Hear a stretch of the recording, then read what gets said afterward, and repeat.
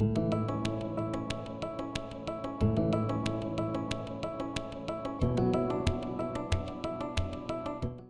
good morning, Summer. Good morning. How are you? I'm Can you hear good. me How are you okay? doing? Good. Is the volume Our connect okay? Yeah, the volume's What? okay. Our connection was a little spotty, but it feels like it's coming in. Feels like it's coming Okay. in. Now, where do you live, Summer? I live in Lexington, Kentucky. I've lived here since 2007. How cool. Is it so beautiful right now? Like all the fall leaves? Yeah, it is so pretty here. I love the change of seasons and the weather's great. It's beautiful out. It's like 55 and sunny. Mm, My mm. perfect weather. Yeah, yeah, magic. I know. I live in Idaho, and the leaves are just barely changing, and I'm like, oh, this is just delicious time. It's delicious. So, Exactly. have you watched any of these channeling sessions? I have, yes. I've been studying you and what your work is, and it's very great. I love it. Yes. Awesome. Okay, so you kind of have an idea. So what we're going to do is Mm-hmm. we're going to kind of drop into our bodies. The body is the place of wisdom. It's the place of truth. We're going to drop in here. We'll call in our angels, our guides, and then we're going to invite your book to come and sit with us. Now, you may think you know what your book is, but we're going to kind of wrap that up, put it over here, because the book will usually show up and guide us exactly as it wants to come through. Sound Okay. good? Okay. All right. So let's see. What do we do? Let's see how we start here today. I want you to just take a nice deep breath in all the way to your lower belly. And out. And in. And out. Good. So we're just going to clean the spaces around us. So we're going to ask the divine light to touch the walls, the floors, the ceilings, and anything and everything that's in the space that you're in and that's in the space that I'm in, that it will be completely cleaned and cleared. Anything that is not serving you or me will be cleared out of the space. We're going to activate it to the highest level of safety. So just creating a really nice container of safety today. And then we're going to call in our angels and our guides and those who are here. Woo! All right, we got some Kali energy coming in. I don't know if you know anything about goddesses. Do you know anything about goddesses? No. Okay, so let me tell you about Kali. So Kali is a goddess that she's a little bit scary because she's like really like doesn't tolerate crap. Okay, but she's the energy that changes the face of the earth, right? So Mhm. she's just coming in so loud, that beautiful energy of like clearing things out and changing the way. She's like the one that turns the turnpike on the train tracks, right? The one that can change the way the ocean moves. This kind of energy, okay?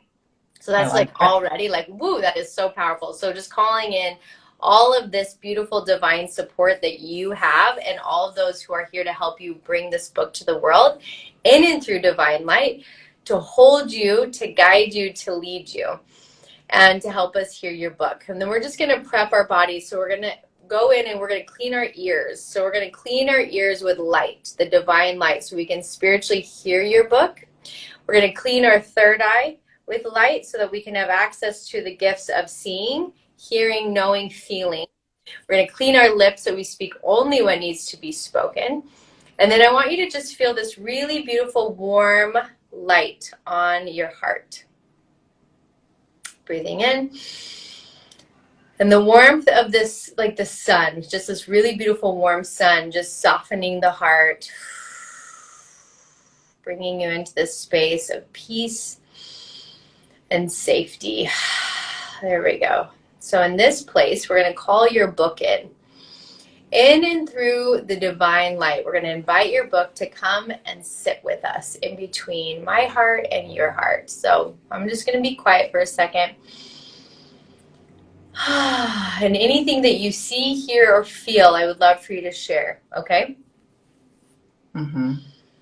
So there's kind of like this block for me. So sometimes when there's a block, it's because there's something we have to do before the book will come in. Do you have any idea what that would be? What are you hearing? Um, well, I'm in a state of confusion as to who I'm speaking to in the book, so I don't know if that could be the block. Okay. Um, there's lots of woven stories around real connection and being heard and having my feelings matter, that my voice matters. And I've held strong to that throughout my life. Thank you for being here with us in this beautiful, sacred book channeling session. And if you felt the stir in your heart that it is time for you to write your book, then I am so excited to tell you that I am going to give you my sacred creative process that allows authors to channel their books. Just click the link below in the description and you will have immediate access to learning the tools on how you will channel your book. Yeah. It feels like that's what the block is right now. Like I'm going to be quiet for a few minutes and I want you to share whatever's on your heart. Like your voice gets to be heard here. Yeah. So throughout my life, I've had a lot of hardships. Growing up as a child from a single mother who was too busy, never, she did her best with what she was given, because everybody has their pain that they've dealt with or not dealt with. But I have been soloing it for a long time and very neglected as a child, and then had a 22-year marriage where he was a good guy from the outward. Okay, everything was good, but internally I wasn't being heard. My feelings didn't matter. I didn't have any sense of connection to him, and I didn't understand why he neglected me emotionally, spiritually, physically for 22 years. But the facade of he's a good guy and the manipulation of his love, did he really love me? I don't think he ever did. It came full force last October. Like, I stood strong and I'm like, I'm tired of not being heard by my mother, now my husband of 22 years. Enough already.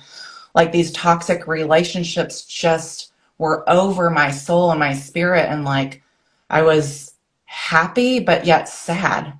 Like, happy, like my children, we had a happy home. Like, everything was happy. There was this friendship, this partnership, he didn't abuse me. He didn't, but he was demeaning of my spirit. It was the soft and the subtle and um, he slowly tried to chip away my spirit of strength and my spirit of confidence. And my mother, oh my gosh, my mother. I always had issues of her in my adult life, of feeling neglected and I didn't matter and she didn't listen to me. And my voice, like, she was so defensive and she didn't know how to communicate healthy. And loving was not in her spirit, it was critic.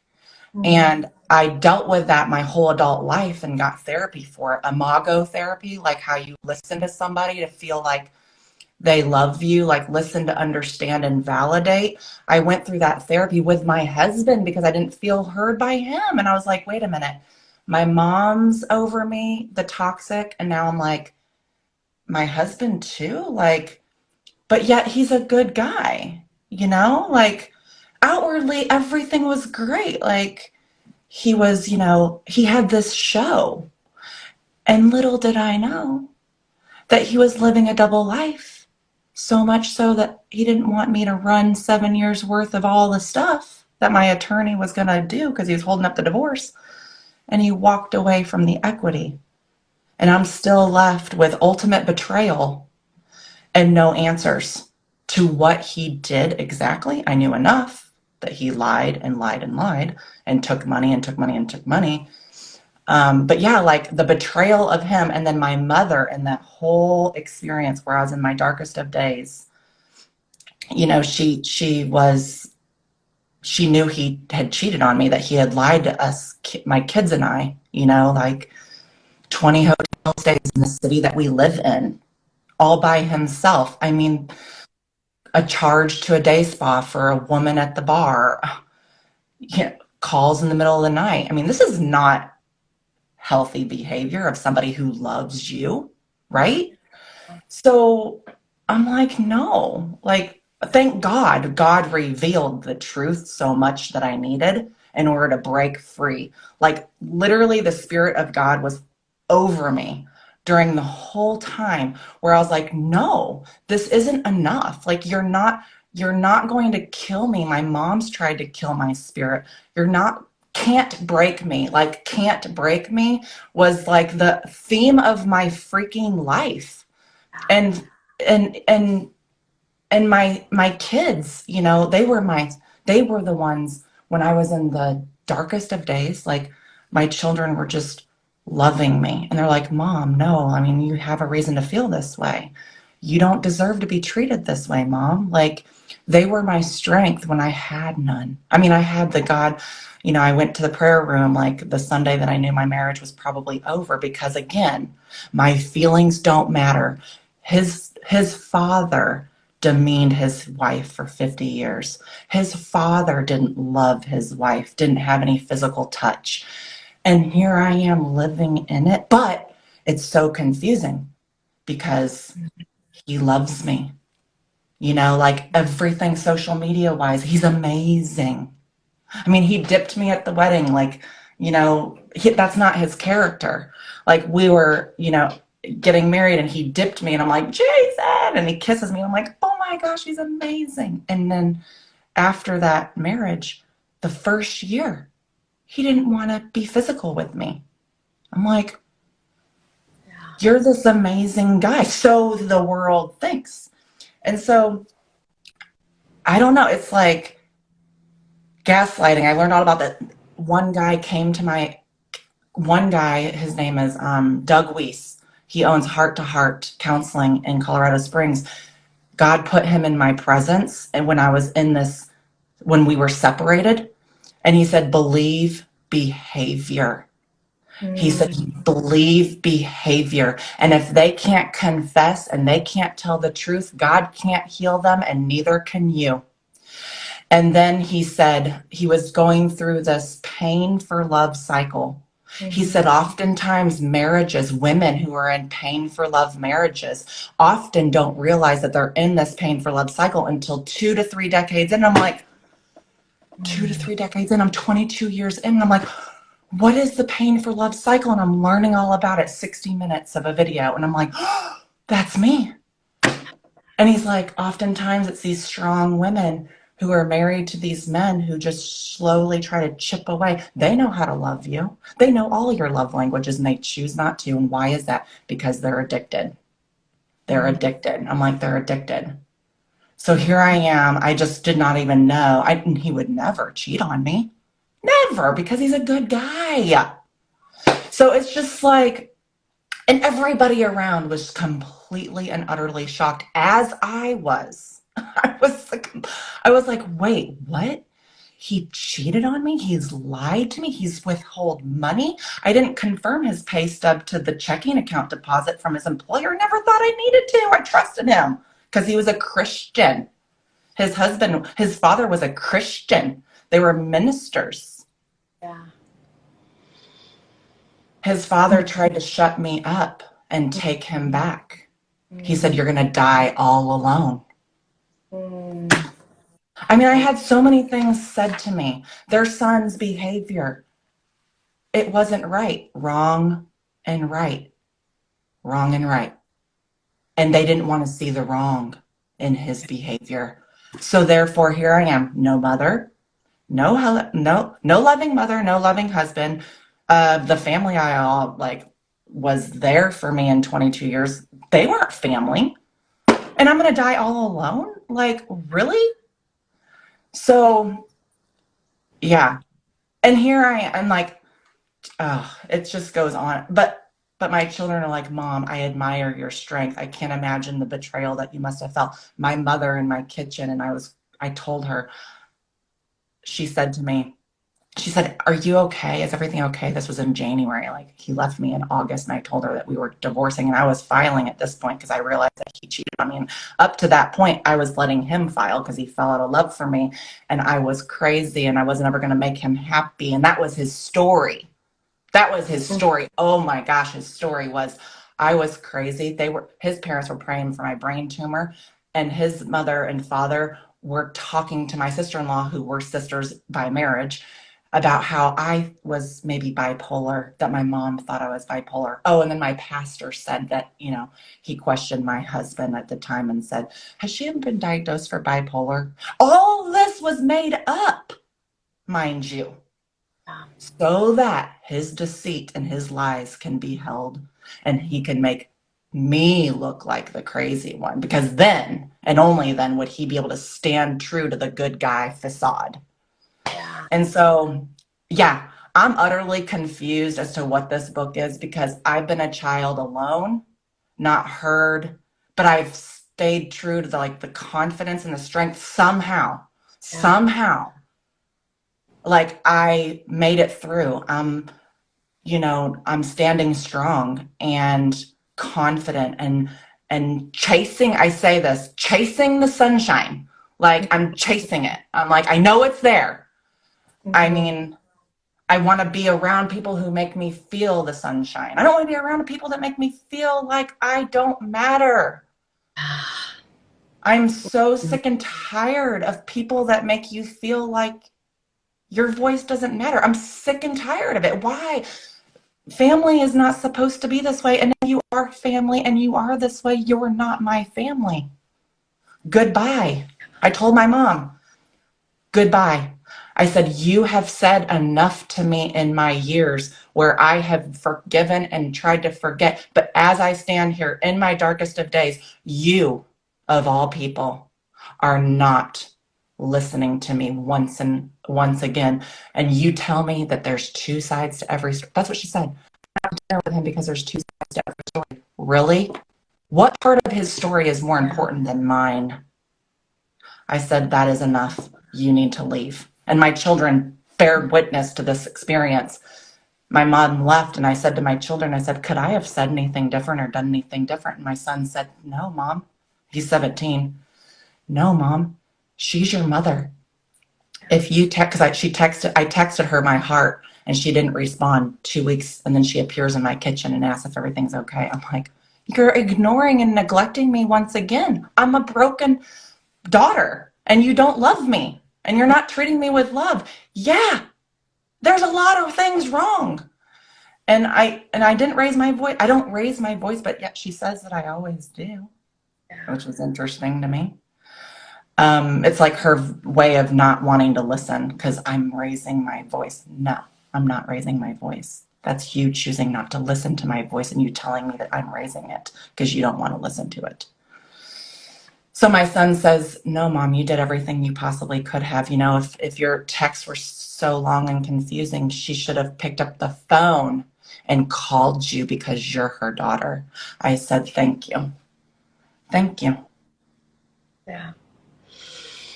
So yeah, I don't know what I don't know. Like, you don't need a cheerleader. Like, here's the thing. I've often felt like I need a cheerleader in order to do my thing, like in order to live life happy and confident. I need a cheerleader. I need a mom who cares. I need a husband who loves me to be a to live a life of meaning and purpose and happiness and peace.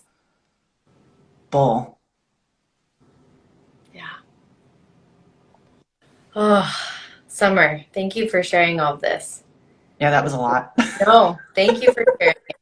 I feel your strength. I can feel that power inside of you. And can you feel that it is the same energy of like, no more of this crap and let's change the world. So as soon as you shared all of this, the block that was there cleared out. And what I hear so clearly, let me see if I can put it into words. The women who are in relationships like this, they need your voice. They need your truth to come in and help pull them out help pull them out of the crazy, help pull them out of the fog, help pull them out of the spell. They need this fire that's inside of you. That's what this book is for. And that's who these people are. Like, you're writing to the women who are stuck, the women who don't know about whatever you said, the pain for love, right? Like, I've never heard that. That's I haven't powerful, either. right? Like Cycle of abuse. that, like this right here, this is who the book is for. And Mm-hmm. guaranteed that most people who are in that situation had a similar childhood. Hold on, I think our internet just froze. Tell me if we're back. I'm good on my Can side. you hear me? I can hear you. Okay, cool. So this book right here, I want you to drop in your heart with me. Because if you can feel the amount of women who are stuck, who are in a fog, who feel crazy, who feel like they don't know what's up or down, right or left. They don't know what's purple and black. Like literally, this book is going to come in and it's going to make the most sense in their whole life. That's who this book is for.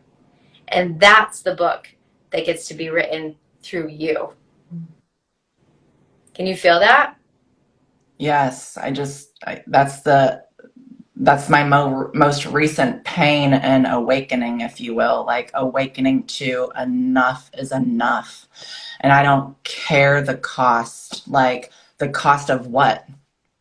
Of my happiness, of my keeping my, like knowing that I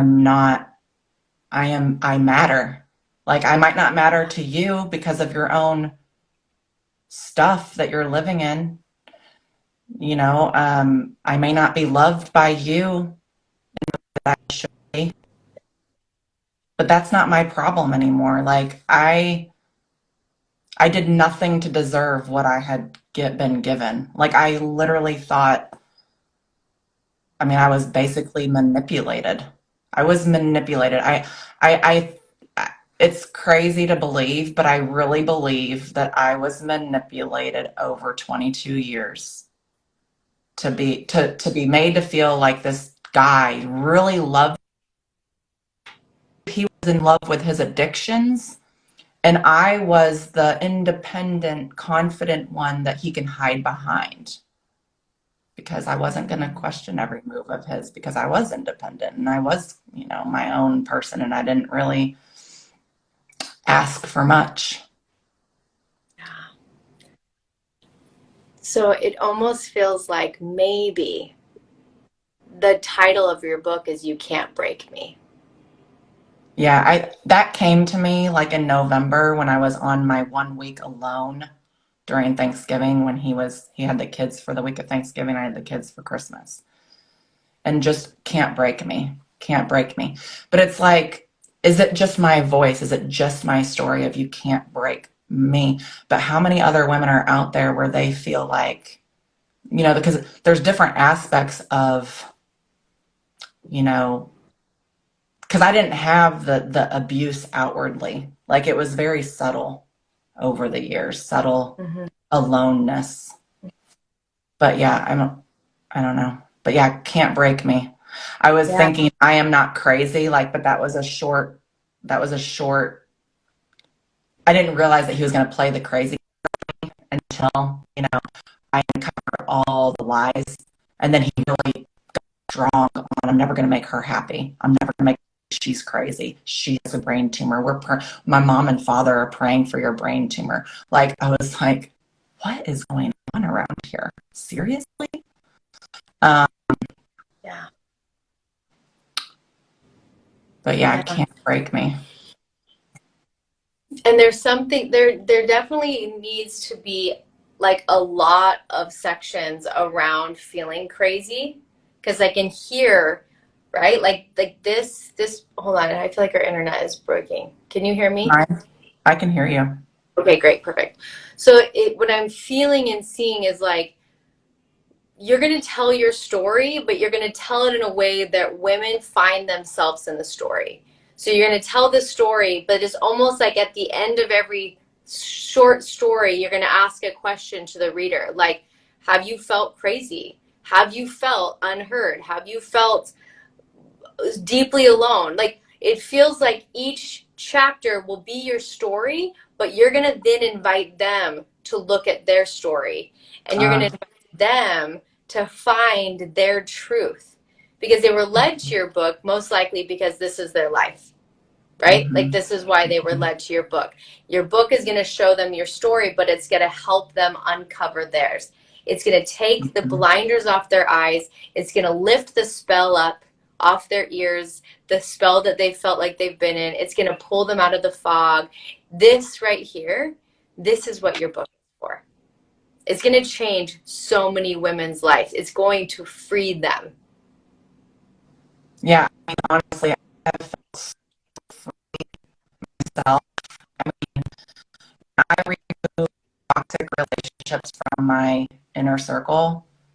Like, I never felt a sense of peace like I have. And that's crazy, right? Because you're like, wait, though, that's my family. Like, that's my mom, or that's my husband, and that's my family, and that's my, ex-father-in-law and mother-in-law who cared and loved me. And I removed it all. And I literally, from the grace of God's Spirit over me, like, have felt so peaceful since. I mean, I've had 3 episodes since the divorce where I've kind of been, like, not the best. Yeah. Where I've kind of let my stuff out of the cage a little bit, with, yeah. Yeah. But, you are enough. Like, when I went to church the Sunday I sent Jason an email Friday, August the 14th. I sent him an email and I said, I can't do this anymore. Yeah. I said, we need to change our marriage, or you need to change and decide what you want. You have 60 days, but Mm-hmm. I need to know by Sunday night what your plan is. I Mm-hmm. can't do it no more. Yeah. And that was when he had gaslighted me and he was gone for the week on a business trip. Um, and then I went to church that Sunday before I knew what he was going to say to me, but I had it in my heart that we were done. And this song, Jira from Elevation, and it was talking about, be content in every, and that whole, like, staying by my side when the sun goes down, like, the song, and it was with me the whole entire time. Um, Helping me to stay strong and stay true to what was right. And even when they don't confess and show that they really do want to change their behavior, you are not going to take them back. You are going to believe behavior. Oh, did his father hate those words, believe behavior? Yeah. Because he's never been accountable for his in 50 years of being married. Never been Yeah. accountable for his behaviors. His words were the only thing. Yeah. Oh, so this is can you feel the potency of this book? Can you feel how important this book is? And it's not just a memoir, right? Like, it's not just your memoir. It is a Okay. book that your stories come in because they need to be heard, because women are going to find themselves in your stories. So the stories are really, really important.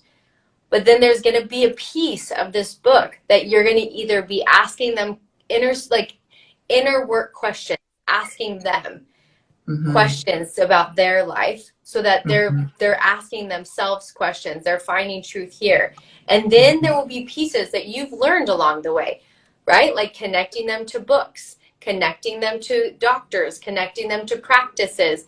This is not just a memoir. This book is going to change their lives. Okay, can you feel That's that? Like, what I the book want is it going to to be. give I them want it to be a resources. what? I was What just did going you to say, say? this book is going to give them resources. Okay. Yeah, our internet is a little struggling today.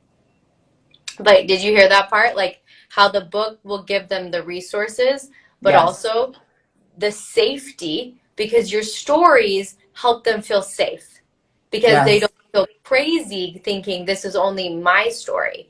Your stories break that for them. That's why the stories are really important. Okay, and that matters to me because yes, there's a lot of like when you learn about this imago therapy and imago relationship, and that's like the core of what I wanted to teach was the importance of creating safe spaces between two people that are supposed to love each other.